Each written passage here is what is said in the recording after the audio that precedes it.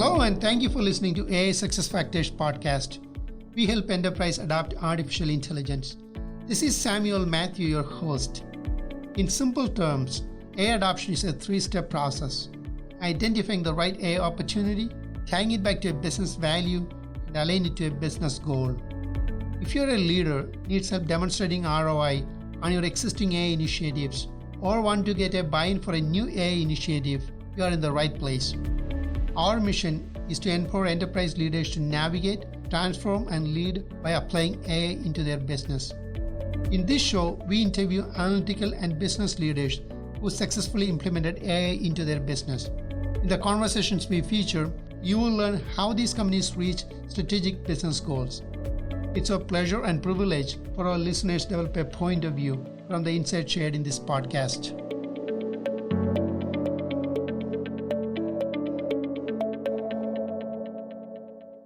Today we're joined by Gregory A. Johnson, Vice President of Product Management for AI and Machine Learning at JPMorgan Chase.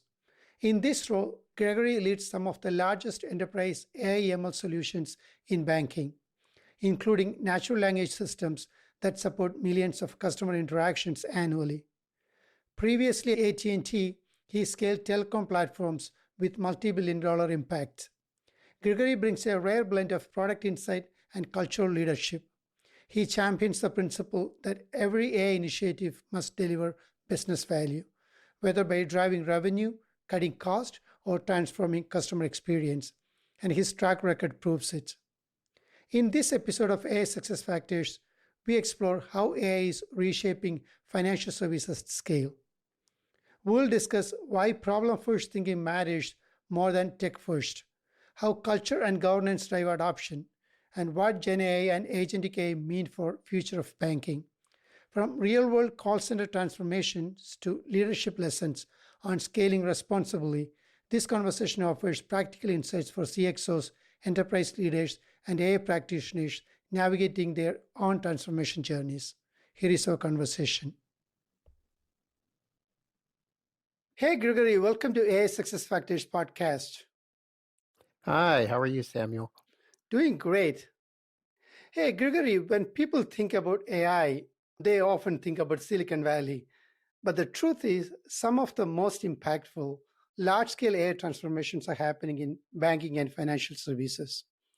And when we speak with BFSI leaders, one theme come up repeatedly is success in AI isn't just about powerful technology. It depends on how well leaders identify the right business problems, establish a strong data strategy, and put governance in place to make everything else possible. With that context, let's start with the big picture. From your perspective, how critical is data strategy, things like access, permission, governance, in laying the foundation of AI adoption banking?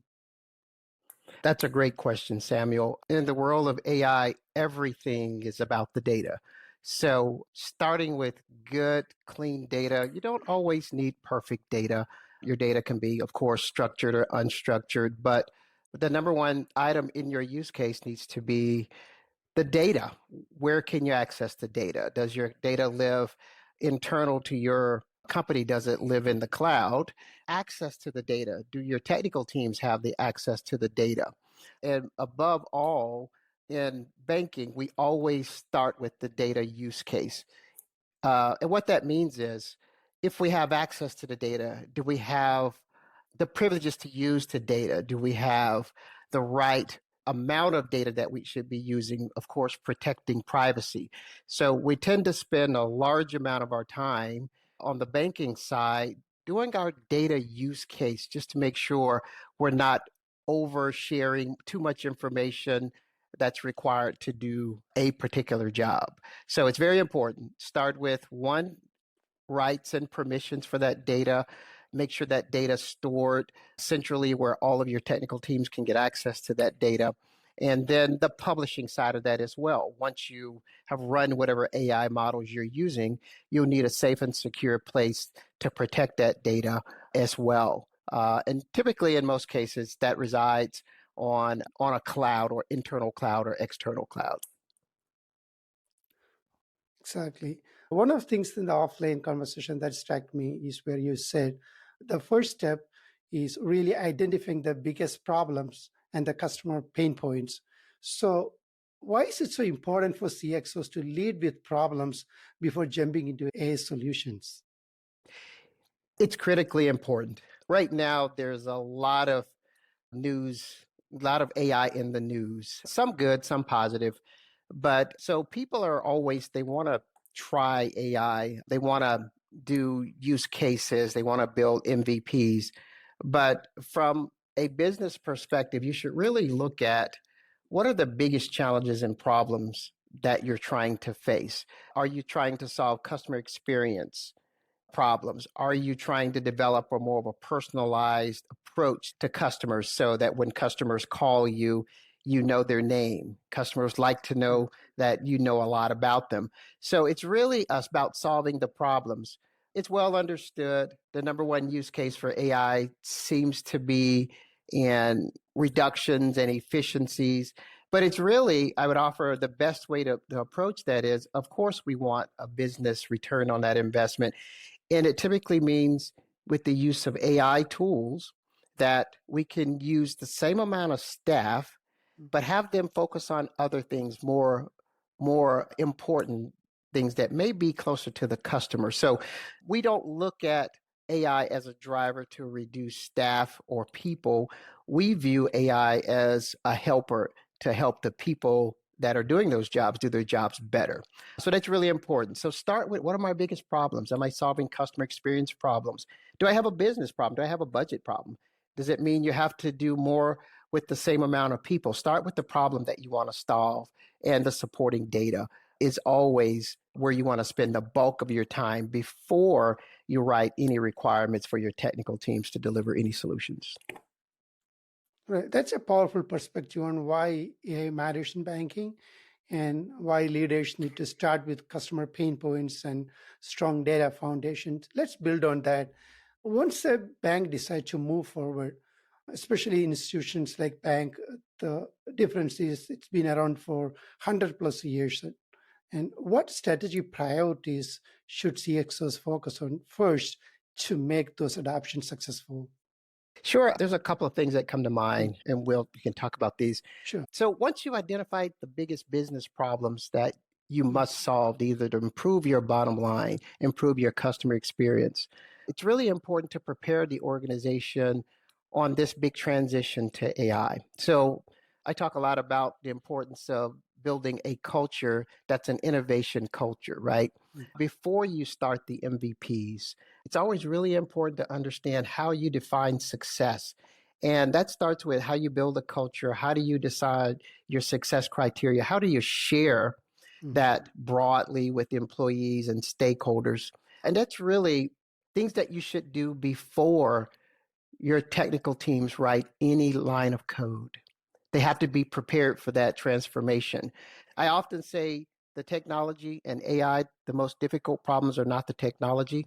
The most difficult problems are adoption. How do you weave this new invasive technology into your culture? What do employees think of it? Well, do they want to work with the technology, or are they fearful of the technology? Do business leaders view AI as an enabler, or maybe a reduction in their resources? So it's really important to align with the stakeholders on what problems they want to solve, and then apply AI to solve those problems, not the other way around. We don't want to lead with an AI solution. You want to lead with a business problem. All right. Got it. So instead of hiring the data scientist and the team put in place, do a thorough understanding about the landscape, understand the opportunities, do the cultural transition first before we bring in the team. Is that what you mean? That's exactly right. So your data analytics resources are some of your most important resources at the beginning to understand the business problem and to define it quantitatively. Very important. And again, once you define those problems, once you have your data analytics team kind of understand what's the opportunities, what's the population, how many customers can we affect with this particular solution, then you can have a really good idea of how to build your use case, and then to bring on your data scientists and your engineers to actually write your software. but So, understand your problem very well from a data and analytics perspective. got it. So, how much of data governance and regulatory approval slow down and shape this journey? It's a great question, Samuel. As you know, banking is a very conservative industry for good reason. I spend an intense amount of time talking with regulators and legal teams about any particular use case. Regulators want to understand that, hey, look, there's some very stringent federal regulations in place that protect consumers, whether it's with purchasing a home, purchasing an automobile, credit. Regulators are always concerned about privacy. So I spend quite a bit of time throughout my initiatives talking with the legal and regulatory team and really getting buy off with them on our use of the technology. One particular thing that regulators always want to understand, and they want to have a clear understanding, they do not want to see technology making autonomous decisions.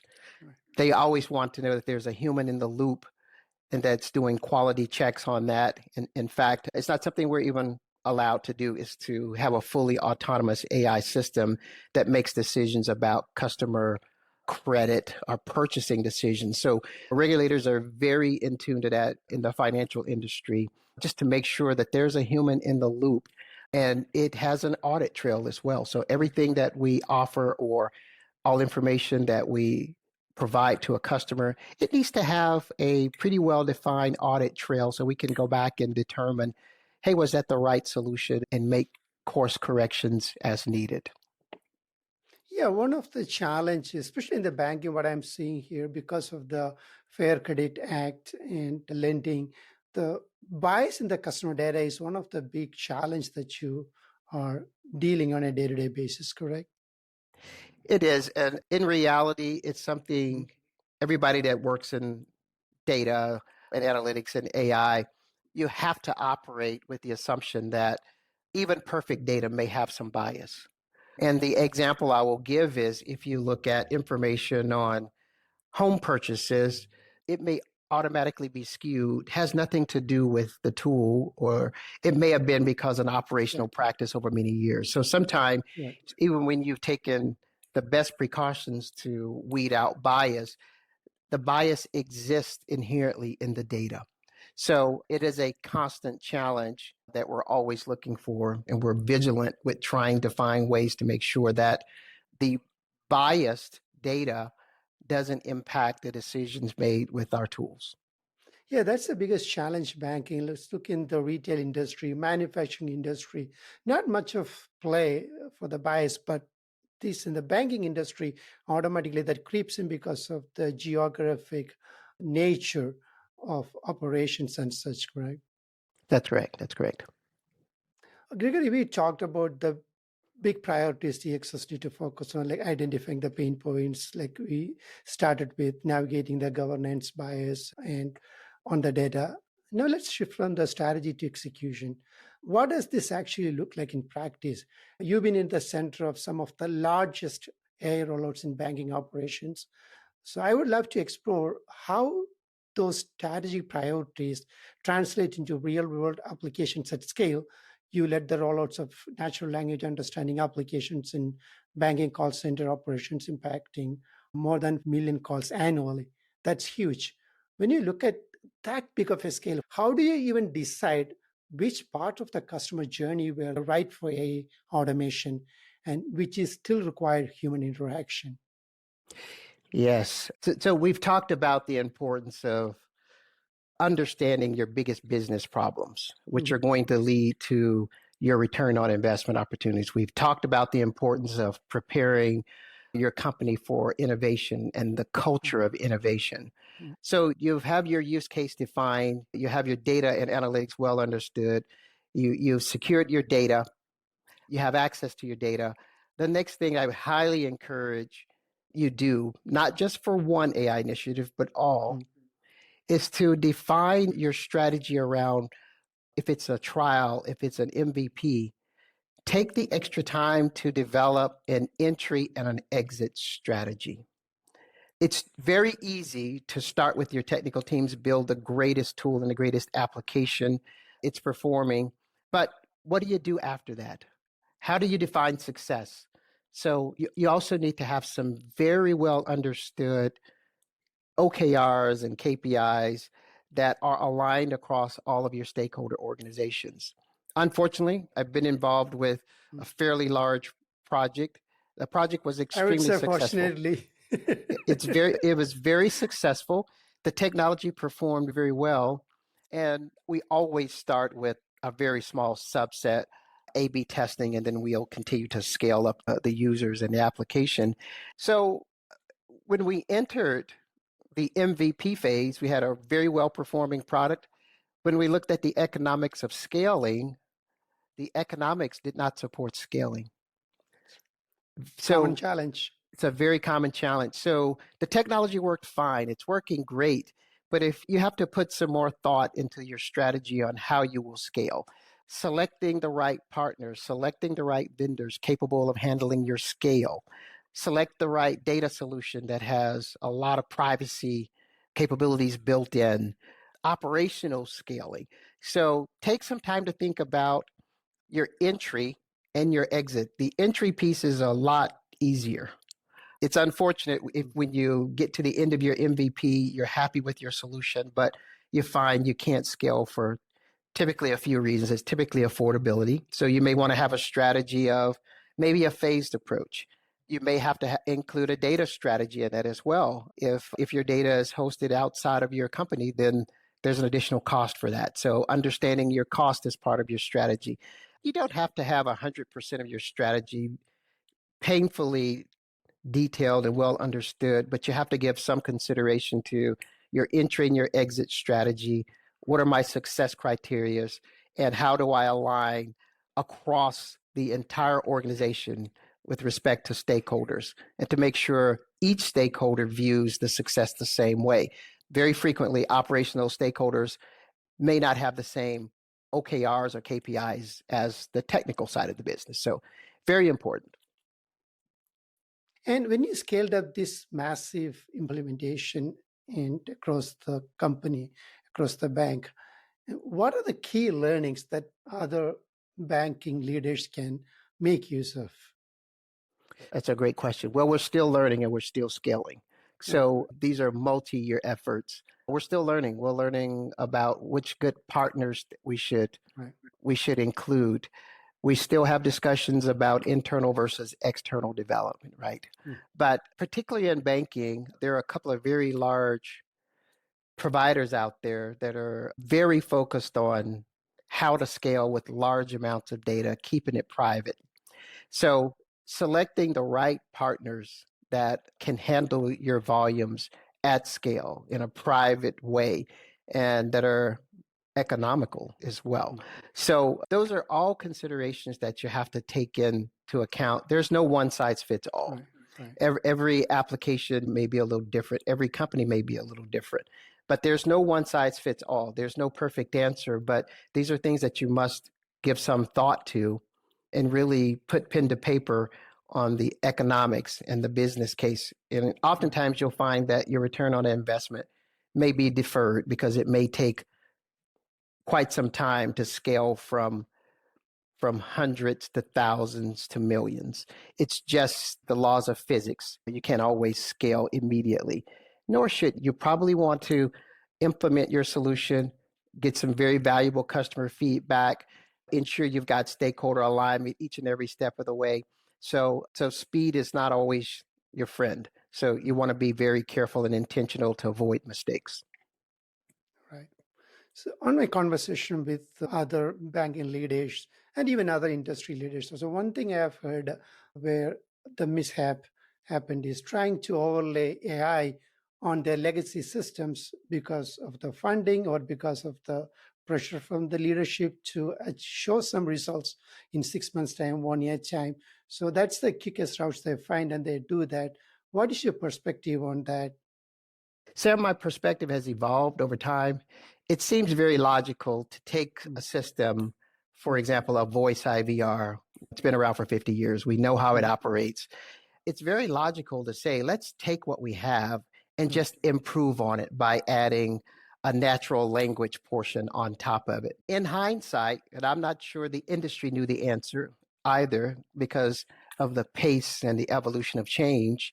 Well, as it turns out, AI and the use of natural language processing and NLU has evolved so quickly, there's really no need to replicate your older systems.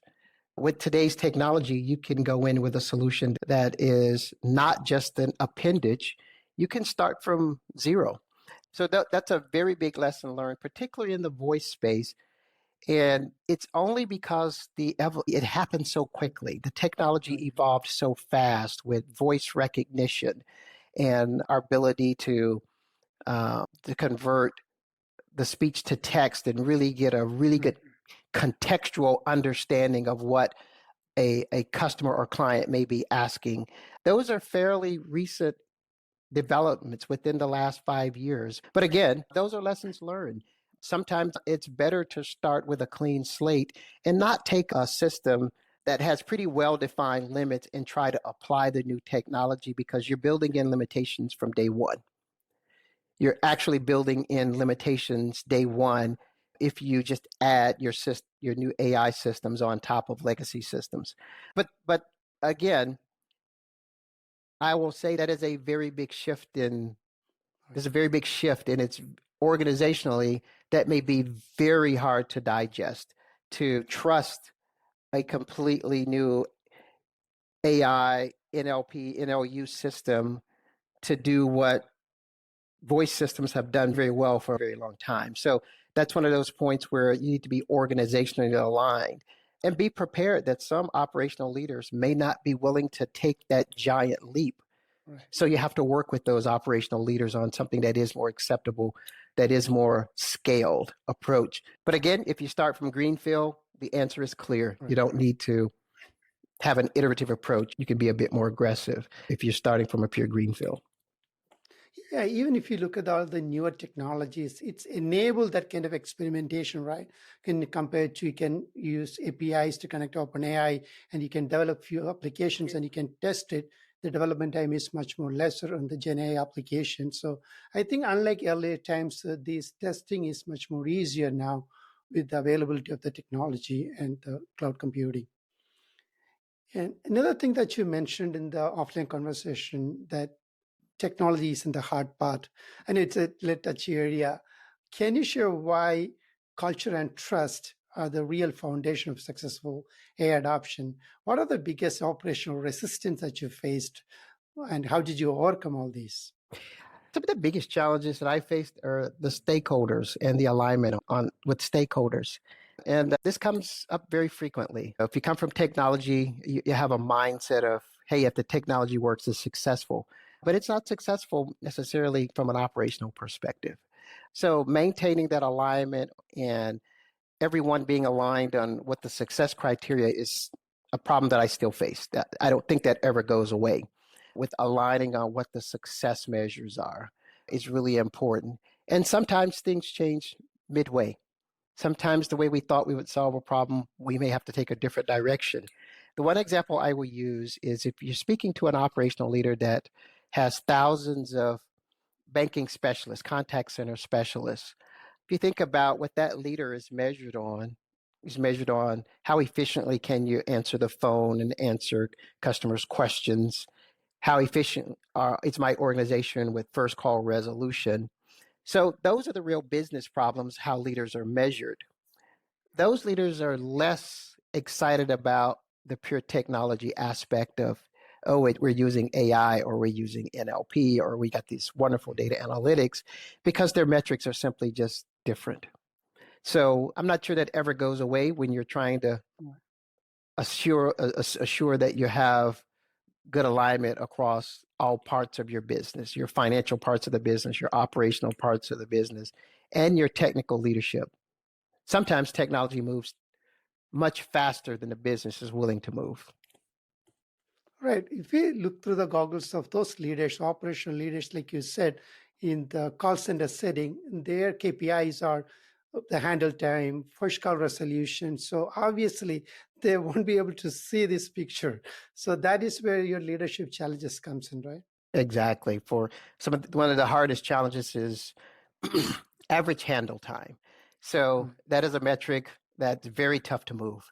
So you're talking across millions of calls, and reducing the duration of a call by as little as 3 seconds can result in quite a significant financial savings.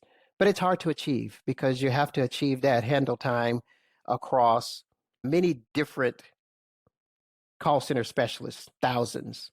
So one other tool that we use is also our self-service type capabilities. Customers tend to love self-service capabilities when it's intuitive, when it's easy. So that's one way that we approach that as well. So along with your AI technology transformation, giving some thought to what your digital transformation could look like would look like is very good as well. And they work hand in hand. Typically, AI deployments work hand in hand with self-service, and it's really driven by how your customers want to communicate with you. That should shape your strategy. You should have a strategy that supports, I will communicate with my customers in the way they want to communicate with me. Some customers will prefer voice, some customers will prefer chat. Some customers just want self-service. Tell me how to do it and I'll do it myself. But I think those problems will always exist, and it's really driven sometimes by demographics and geography. But you have to communicate with customers the way they want to communicate with you. Yeah, on the same line of thought, as you mentioned, AI is moving so fast. The last 4 or 5 years, it's radically changed. If you look at the banking industry, a few banks that I know, they have digital customers. I forgot the name actually. They're called Digital customer assistants. service digital assistants or some other names. They put more of chat enabled or bot enabled capabilities, right? So the banks are more experimenting with Gen AI and agentic AI. And what are the biggest opportunities and challenges that you see on the horizon? So I'll refer back to communicating with customers in a way that they want to communicate with you.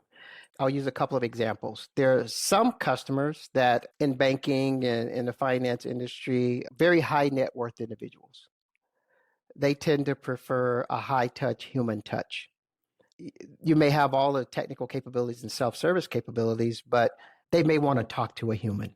So forcing chatbots and agents on those particular type of customers is typically not what they want. But you also have customers that are busy on the go. They may not want to talk to a human. They may want a self-service capability, and they want to get to the option that they're looking for on their app or via a phone. They may want to get to it very quickly, and they're very comfortable with the use of technology. So again, understanding your customer, understanding what's suitable for a particular segment of customers is really important as well. But there's always going to be a segment of customers that will always want to talk to a human. And if you have young kids, they always want to do things digitally. They don't want to talk to humans. But there seems to be one common use case where human beings want to talk to a human, and those are cases where there may be suspected fraud or illegal use of, someone's credit card. And it's really driven by emotion. So if you think you've been compromised, a lot of customers just want to speak to a human, no matter if the tools are available. So there's certain customers that are okay with filing a complaint digitally, but some customers, they just need to feel like I'm talking to a human and that human understands my problem. So again, communicating with customers in a way that they want to communicate with you is very important. Sometimes just empathy is just required versus, a black and white solution. Sometimes you have to express a bit of empathy. So those are things that we're learning. Again, where technology is wonderful, but that may not be the best solution for all customers in every situation. So there's a good balance that you need to achieve. All right. Yeah, one of the trend that we see across industries, not just banking industry specifically, is moving away from the deterministic solutions and more of natural language conversations that people wanted to talk in a normal conversation like you and me talking. And that's the kind of third they wanted to interact with the customer support. That's what we see as a general trend across different industries. That's correct. Customers are becoming more comfortable with Yeah, talking with virtual agents and AI right, assistants. And again, it's because right, the technology has evolved and moved so quickly. You know, we talk when we think of the name brand right. virtual assistants from the largest companies in the world, they've gotten so much better. Yeah, they're so used with that morning. When I get up, I take my phone and check what's the weather today. My child get up and say, Alexa, what's the weather today? That's how he gets up. That's correct. It, they're so comfortable with it, right? So, but again, Exactly. it's due to technology advances, right? So, Right, and the use of NLU and NLP is the natural language processing is just amazing. And right, they're so fast. Yeah, I remember in the early days when they didn't translate as fast, right, right? And or they didn't have as much training. They didn't have as much training, and so they could only do a few things.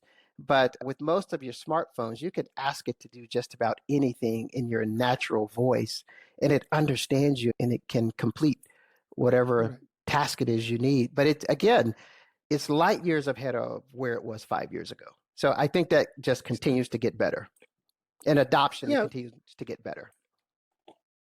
exactly. Because other industries can greatly benefit out of it. Interaction between bots and the agentic AI implementations where there is no prepared response needed. There is no prepared locations of the data needed. So the agentic AI can access the data context from multiple sources and give a response. But when it comes to banking industry, because of the regulatory challenges, it's not something that you can implement easily without proper guardrails. That's correct, Sam. Agree. I think the technology is available. Right. Adoption of the technology is probably going to take some time. In banking, I don't know of any bank that's comfortable with fully autonomous AI making decisions, right? No. And it's because humans don't want that, right? So we Right. need to fully understand that the AI or the technology is not making, Right. I don't know, cold and heartless decisions, right? Just due to the nature Exactly. of what we do. So that's something I'll watch. I'm Right. not comfortable. I'm not there yet. I'm not sure we need Mm. autonomous systems for everything in our life yet, particularly Right. when there's such a high use of humans and machines together. I think Right. we all need to just continue to watch this and see how it evolves.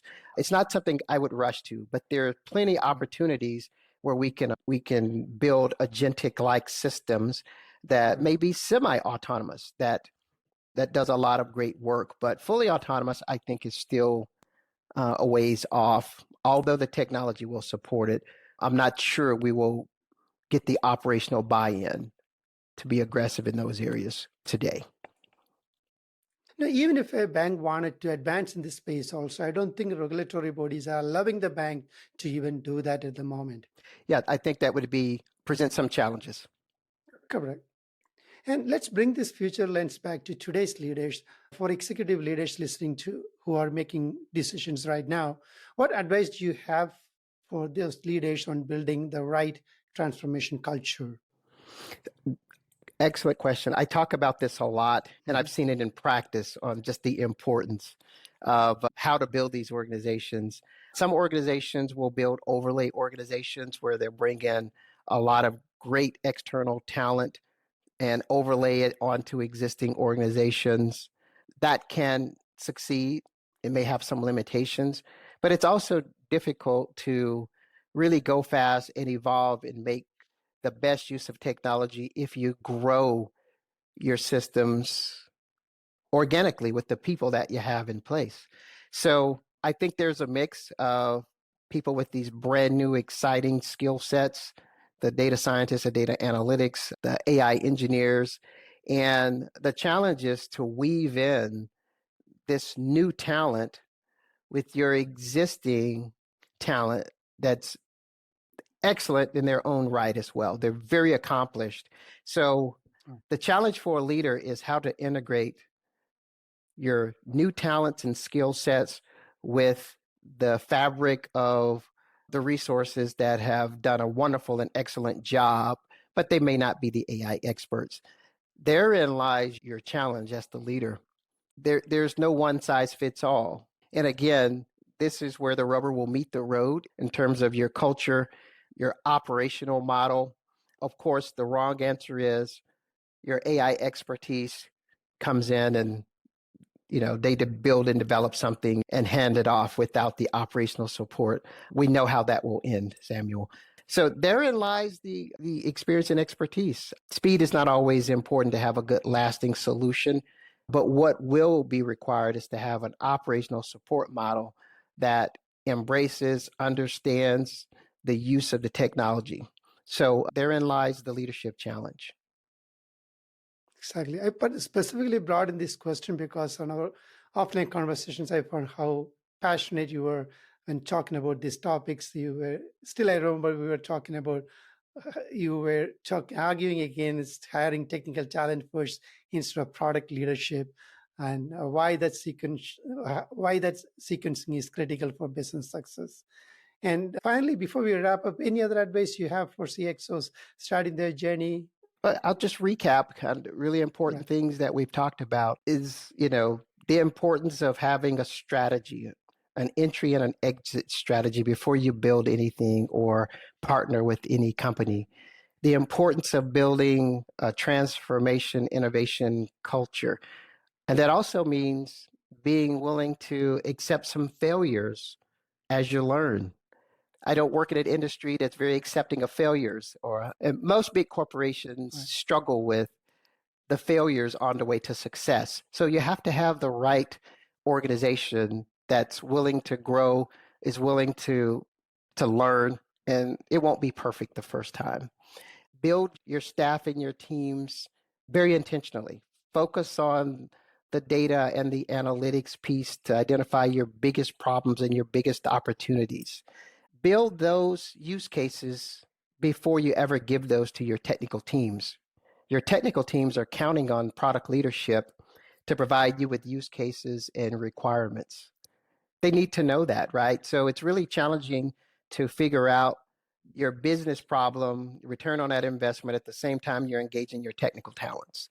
So there is a sequence that you should likely follow. Doesn't mean you need to hire all of those resources at the same time, because throughout the course of any project, some of those resources are going to spend time on the bench, waiting for their turn to get into the game. Right. I would encourage you to minimize the time that your most expensive talent sits on the bench, your data scientists and your engineers. Right. So if product leaders do a really good job of defining the problems, the use cases, we've done the business cases on the return on the investment, you're more likely to have great success. Beautiful. Hey, Gregory, that was a fabulous conversation. Thank you. And thank you for sharing your insights and experience. Samuel, it's been an absolute pleasure. I look forward to kind of talking with you and having more offline conversations. So it's been an absolute pleasure getting to know you and having these discussions. So I'm happy to appear in your program and just offer a few insights into the world of AI. Same here. Thank you so much. As we wrap up today's conversation, I want to leave you with 3 key takeaways. One big theme in our conversation is that AI success in banking doesn't start with technology. It starts with the problem. Leaders who first identify their biggest customer pain points and validate them with data are the ones who set their AI teams up for meaningful impact. Another clear message is that culture and governance matters more than code. The hardest part of AI adoption isn't building the model. It's building trust with regulators, employees, and customers. The strong data strategy and a culture that embraces change are what turns innovation into outcomes. And finally, scaling AI is less about speed and more about discipline. Even with promising pilot, long-term success comes from defining success criteria, securing the right approvals, and aligning business and technical priorities. The organizations that take this measured approach will be the ones that scale AI sustainably. I'm hoping that CXOs and executive leaders find this episode insightful. Thank you for our listeners for tuning in. Until next time, stay curious and keep pushing the boundaries of what AI can achieve. Thank you.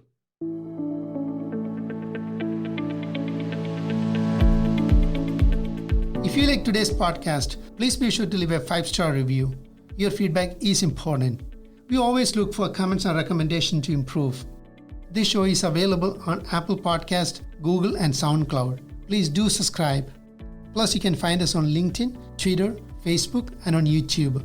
You can find the links to these pages in the show notes or by visiting us at aisuccessfactors.com. We publish episodes bi-weekly on Wednesdays. Please be sure to tune in for the next episode. Thank you and see you next time.